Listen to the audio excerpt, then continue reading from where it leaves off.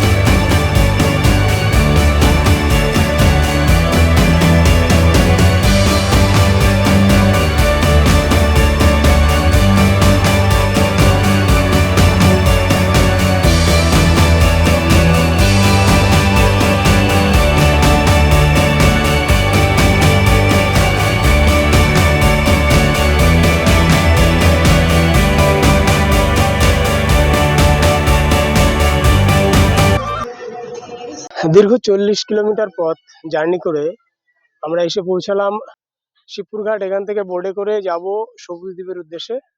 দেখি, হ্যাঁ চলো সবুজ।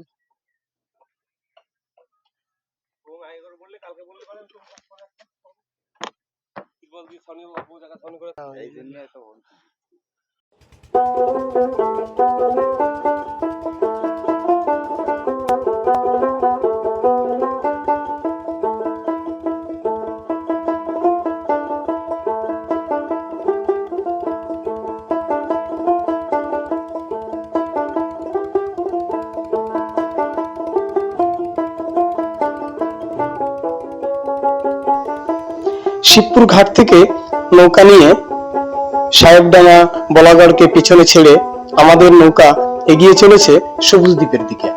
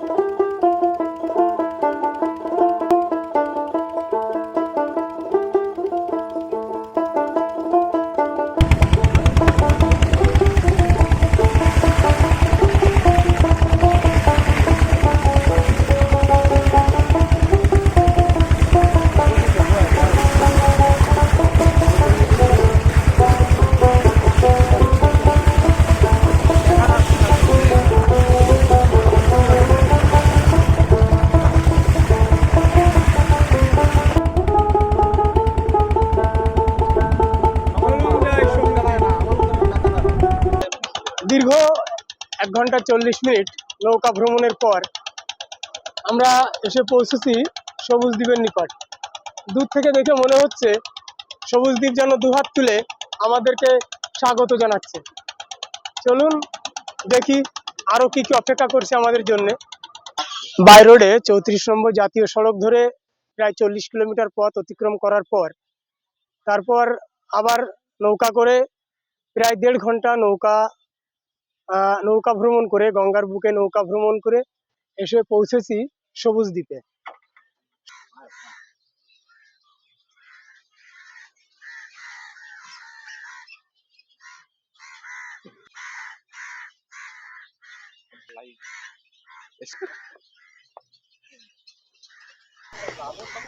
হুগলি জেলা পরিষদ ও পশ্চিমবঙ্গ সরকারের মৎস্য দপ্তরের উদ্যোগে 2 কিলোমিটার দৈর্ঘ্য এবং চওড়াই 40 মিটার, মোট 180 বিঘা জমির উপরে গড়ে উঠেছে সুন্দর সাজানো গোছানো স্বপ্নের দ্বীপ সবুজ দ্বীপ। এখানে মোট 26টি কটেজ রয়েছে, যার ভাড়া আপনার সাধ্যের মধ্যেই। আরও আছে 10টি বেডযুক্ত সুন্দর একটি হোটেল। সঙ্গে আছে শীতের মৌসুমে পিকনিক করার মতো সুন্দর পরিবেশও। সবুজ দ্বীপ আসতে হলে দুদিক থেকে আসা যায়। প্রথমটি, যারা হাওড়া দিক থেকে আসতে চান, হাওড়া টু কাটোয়া লোকাল ধরে চলে আসুন সোমরা স্টেশন, সেখান থেকে টোটো ধরে সোজা সবুজ দ্বীপ ঘাট। অন্যটি হলো, যারা আপনারা নৌকা ভ্রমণ করতে ভালোবাসেন, আপনারা শিয়ালদা থেকে রানাঘাট অথবা শান্তিপুর লোকাল ধরে চলে আসুন পায়রাডাঙ্গা স্টেশন। স্টেশন থেকে টোটো নিয়ে সোজা চলে আসবেন শিবপুর ঘাট, সেখান থেকে নৌকা করে নৌকা ভ্রমণ করতে করতে চলে আসুন সবুজ দ্বীপে।